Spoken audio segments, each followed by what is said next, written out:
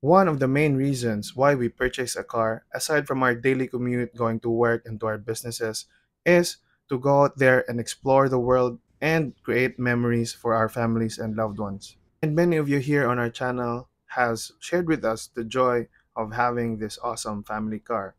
We've talked about its specs, prices, different kinds of variants that you might want to choose, and of course, the features that we love about this car.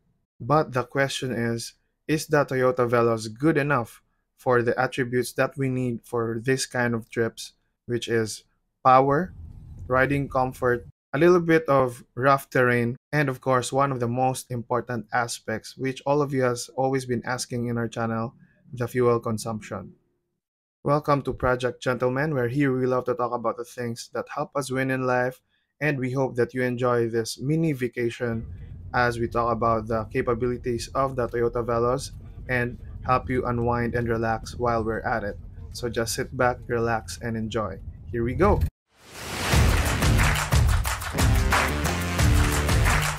Okay, alright, very exciting. So tara, let's go. Fasten your seatbelts.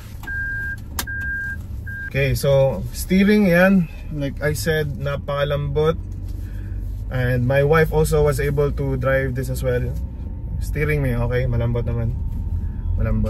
Okay na, okay. Itong gulong ko so far guys, hindi ko pa binabago. Since nung kakalabas lang from casa, hindi ko muna pinabawasan. No complaints naman, I didn't see the need to. And I don't plan to bawasan na muna kasi I think we're gonna be a little bit loaded today. Kasi nga yan, family outing. Yeah, may ano dito, may humps dito. So tignan natin yung kanyang comfort. You know. Alright. Walang problema guys. Walang problema sa in terms of tagtag or mga bumps. So far babe, how do you think or anong sa tingin mo honest opinion dun sa mga lubak so far with the Toyota Veloz? How does it handle? Yeah, so far, para akong sitting on the clouds, ganun. Meron naman. Of course, kasi normal pa rin yan. Yes. Imposible naman na completely wala. Meron naman. Pero yeah, compared to siguro mga 1 to 100%, siguro mabibigay kong mga 80 or 90, ganun. 80 wow. to 90, ganun. Taas yung rating na. So that's how comfortable para sa'yo. Yeah. Oh, wow, that's good. That's this good. Car is a blessing talaga. Amen. So yeah, you heard that guys. Perfect pa yung seats, semi-leather. And then parang pa siya, lumbar support. So far really comfortable talaga siya. Yeah. So thank you May for sharing that insight. So you heard it. So yan, katapos na natin magpagas. Trip A reset. And then trip B, yan, although natin currently is 223 kilometers. After this trip, malaman natin kamusta yung ating fuel consumption. So right now kasi guys, si baby namin, akala ko ako yung baby. Ikaw pa rin ang baby ko. Daughter, nandun po siya ngayon kasama nung lolo at lola niya. So yan, susunday namin. We're gonna go and get all of them, pati na yung kapatid ko. We'll try to fit in one car. So kung kasya lahat, 6 people kami in total. Yeah, with luggage. Yeah, so may magagamit pa yon. So tignan natin kung kaya. But if not, alam niyo naman, gagamitin natin yung Toyota Vios nung kapatid ko. So update na namin kayo mamaya. Just sit tight lang kayo dyan, okay? Right, amazing guys, dito kami ngayon sa aming bahay po ng aking mom and dad. Yan, so yan yung kapatid ko, Rian Sigara channel. Yan, amazing, kasya po, the impossible. And then there's my baby, say hi. Yan, di natin in-expect nagkasya. Okay, so with everything, nasapak na natin lahat. We're trying to place everything. The big question is, kaya ba? Sasara ba ito guys? So tingnan natin. No problem. Woo! So yan guys, we're on our way. And we'll see you in a while. Let's go. And guys, we'll see you. hi guys, we're on our way and we're Everything gonna is see you set. Oh, everything is All set. good?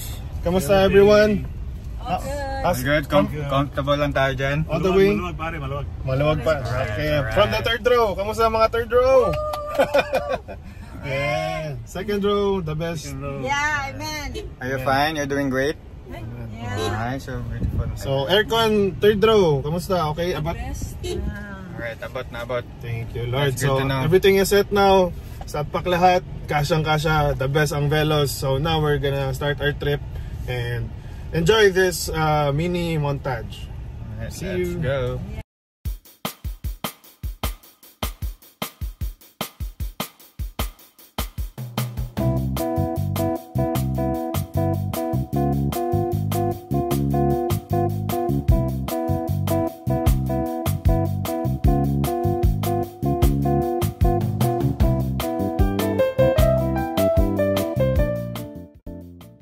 So, this journey of ours will be a 3-day trip on the south side of Cebu. We started on a Saturday afternoon on the 30th of December and hopefully get back to the city on January 2 to get back to the reality, get back to work. But I believe that this will be a great time with everyone, and we decided to spend the New Year's here on the province, and this is something that very first experience on our family.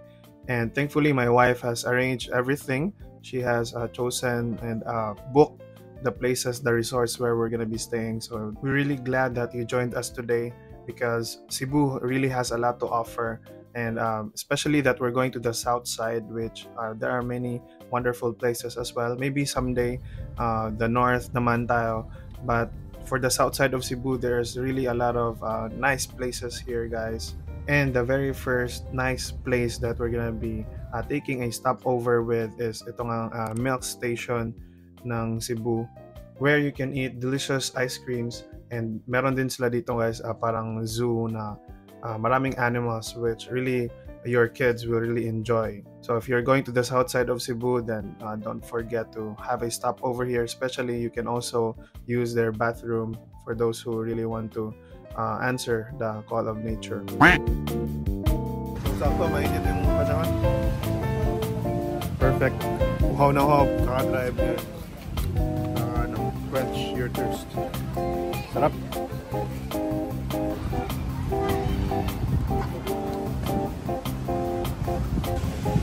Yan guys, kung narinig nyo yan, mga kambing yata yan, or mga animals, baka dito nila kinuha yung ganda dito guys. Say hi! So matapos nga nating magpalamig dito guys, no, we went on to our journey. So again, this is one of the best spots where you can really have a great stopover, enjoy some moments. Ang lugar ng maraming barili. Joke lang. So now let's continue with our trip guys. Malayo-layo pa to, madami pa tayong dadaanan ng mga lungsod, but it's all gonna be worth it. And yung next na destination na natin guys is yun na talaga yung stayhan natin for the night. So kumbaga overnight stay tayo doon. So tara, let's continue to enjoy yung magagandang tanawin dito sa south side of Cebu.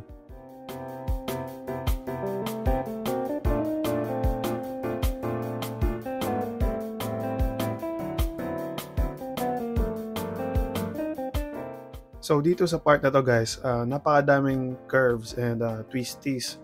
So if you really are a new driver and you're gonna go here, you should also be careful. You should learn the basics of driving in a lot of twisties. So kumbaga mag-brake tayo in advance and then just tapak lang sa accelerator pagka patapos na yung twisty, diba? So that's just a quick tip for those who are going here and gonna enjoy this trip.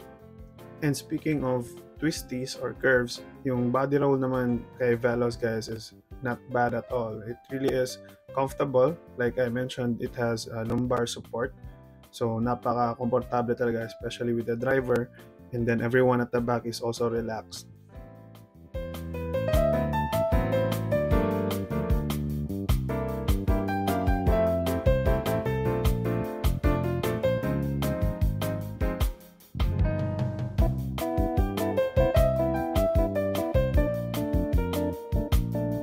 So, dito sa part na to guys, napakaluwag ng daan. Medyo mas makakahinga ka talaga sa driver, nakaka-relax. And you might also want to use the normal mode or the power mode of Veloz here. This is the best time to use it. Maluwag yung daan and you can just go earlier or faster to your destination.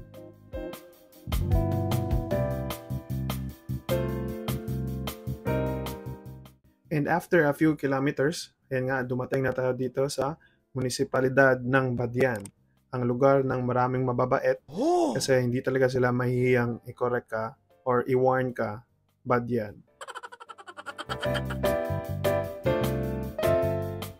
So, ang name nga pala ng resort na pupunta natin guys is Lambog Magic Beach Resort. So, tip na lang din para sa inyo kasi baka dito kayo ituro or dalhin ni Google Maps. But actually, hindi pa pala to. Ibang purpose pala yung entrance na yun, kumbaga, or yung daan na yun. So, nasa may unahan pa yung kanyang pinaka-actual na entrance. And then, you're still gonna go through this very nice roads here inside. Then, finally, you will arrive dun sa pinaka-actual na entrance ng resort.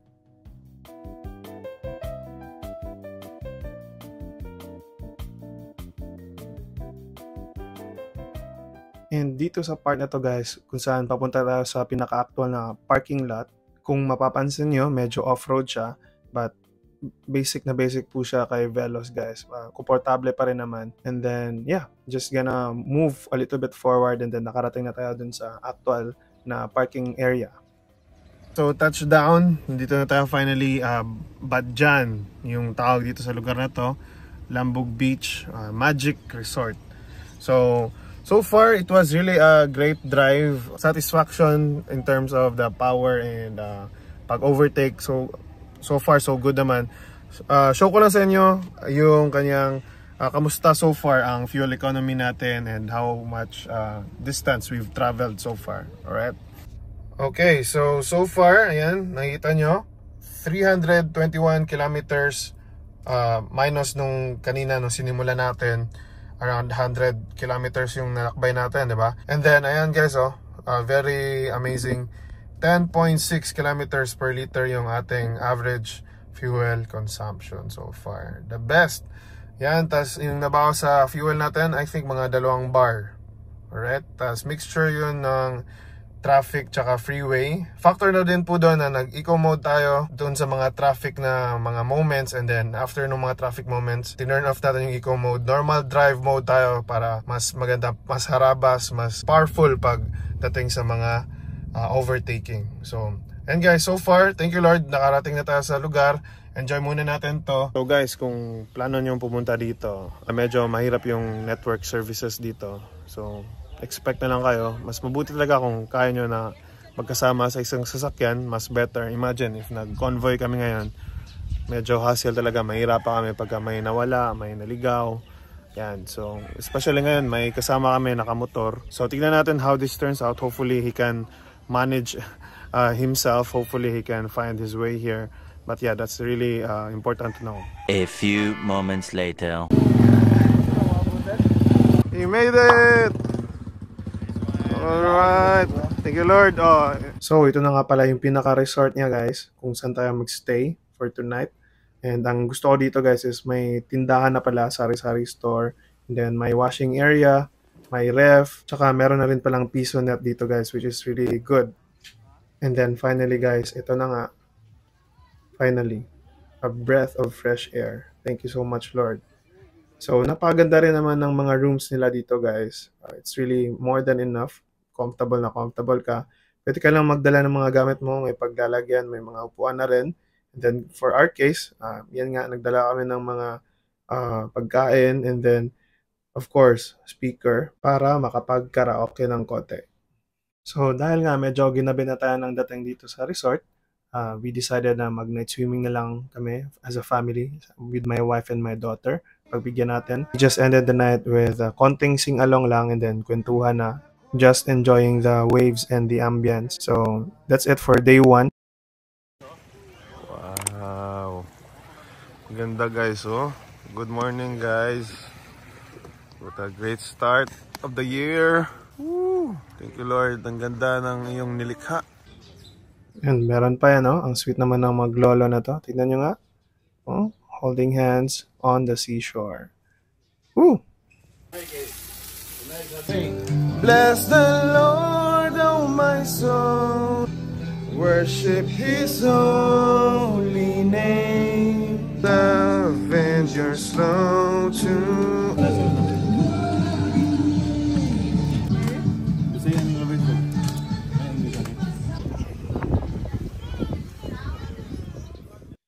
And syempre, in moments like this, talagang napakasarap uminom ng kape kasama ang ating mga kaibigan at mga mahal sa buhay. So for those of you guys na mahilig mag-road trip, mag-camping, or mag-bakasyon from time to time, treat yourself or buy for your loved ones itong ang Gentleman's Cup.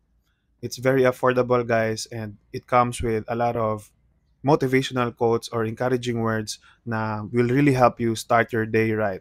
And with every purchase comes with a sticker. Pwede nyong idikit sa inyong mga tumblers, mga sasakyan, at mga motor to keep being reminded of staying pogi and classy at all times. So check out the store in Lazada. Links in the description in the comments below. Okay, off to the next stop. Sambuan. Day 2. Okay, so ito guys, honest feedback lang tungkol sa resort na to. May part dito sa entrance nung parking nila guys na may nakaharang na mga poste. Yan. Medyo sagabal po yan sa pagdadrive. Medyo nakakasikip sa daan. Tapos papaliko pa yan guys eh. So, buti na lang, merong 360 camera si Toyota Veloz which was really helpful. Okay, so that's really one of the things that you pay for. And yeah, tuloy-tuloy lang ang ligaya. Hindi masira yung mood mo with your family.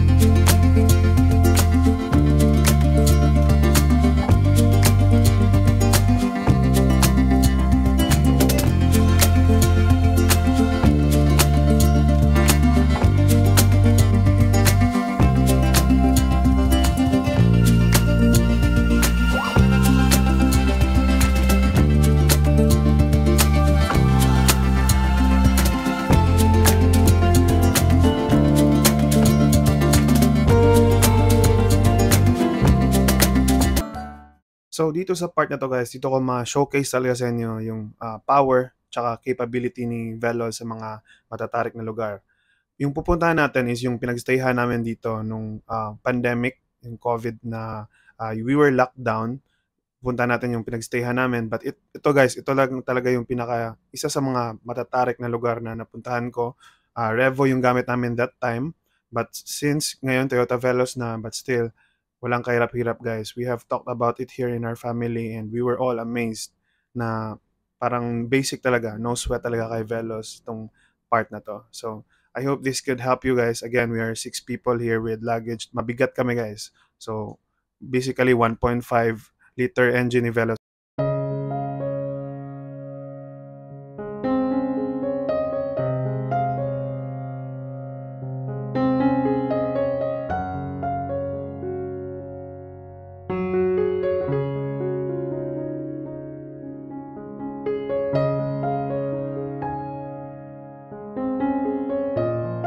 So at this juncture guys, we have already reached the dulo ni Cebu and we're now going to the other side. And yung pupunta naman natin ngayon is tinatawag na Oslob, wherein maraming mga butandeng. It's known for, yun nga, mga butandeng, but we're not going to do that. We're just gonna stay somewhere just to enjoy the night and spend the New Year.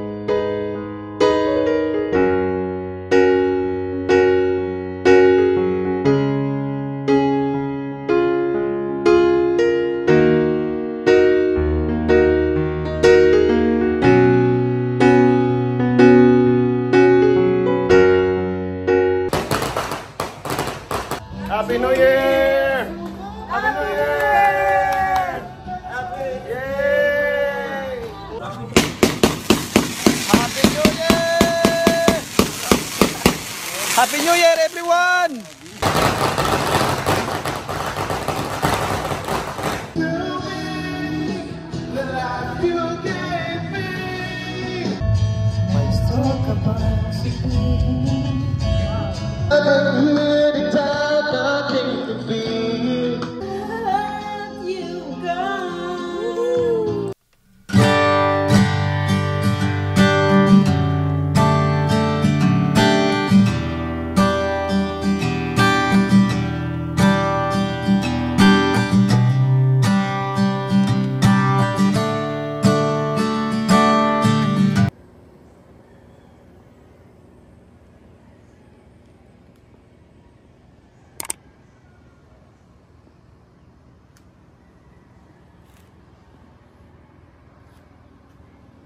Alright, last day of our very awesome trip. And how was it, guys? Did you have fun?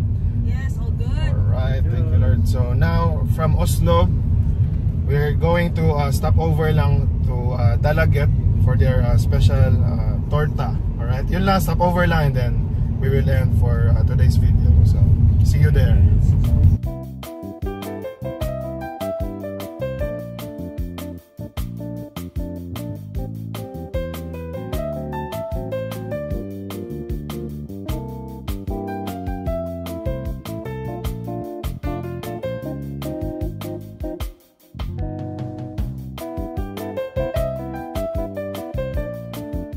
So ngayon naka-eco mode, guys. So I'm turning it into normal mode para hindi na mapigilan yung hindi napigil yung kanyang power.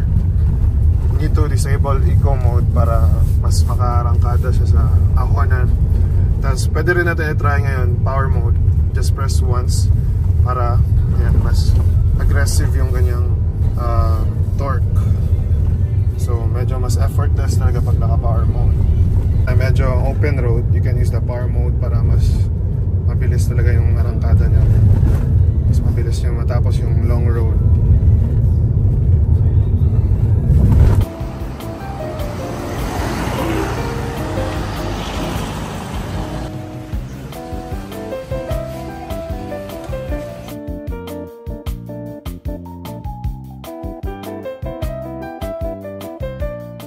Okay, so we just bought some torta from, they're claiming Cebu's best. And yan yung mararecommend namin na torta talaga dito sa Cebu, guys. So far feedback from our passengers nga, no joke talaga, they feedback from our passengers, the aircon is really good. And it's, you know, the last day of our trip, it's important to be noted na talaga that's the most important, comfort ng ating mga passenger. Sa amin naman kasi, front seat, okay yung aircon. Very good. Tapos, Gusto kong gano'n kasi ang ano. Too much. Oh. parang gusto mo iwas muna.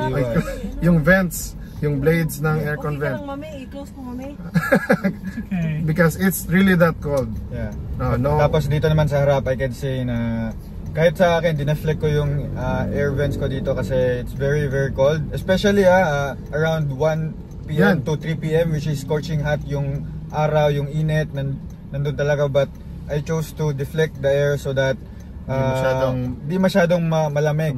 So ayan, imagine, very tirik na tirik yung araw. Pero Toyota Veloz, no problem. Alright, praise God, very good car. So sobrang lamig, tulog na lahat ng pasahero mo, ako lang nakagising. So ayan, no? Yan, naka-hood pa yan, naka-jacket pa yan. So, ganyan kalamig, guys. Ganyan kalamig. So settings ng aircon natin, pakita natin. Ito yung blower. Ba-block na daddy niya.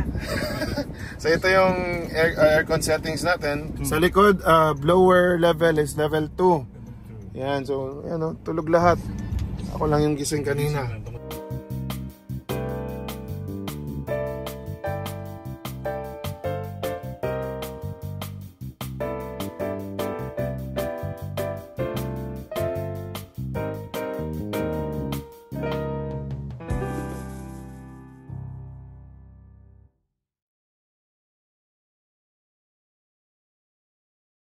Alright, so touchdown guys. Dito na tayo finally. Nakauwi na dito sa bahay nga nung parents namin. So far, so good. Pakita ko lang sa inyo kumusta yung fuel consumption natin. So yan guys, makita nyo, 11.5 kilometers per liter. After all of those trip, after all that we've been through, yan, 11.5 kilometers per liter. Not bad, diba? So far, we have traveled, ayan, 508 kilometers since nung travel natin. And then yan, makita nyo, 2 bars remaining galing sa full tank. Ayan, 2 bars na lang yung natitira. So what do you think guys? For me, it's really good. Sulit na sulit for me.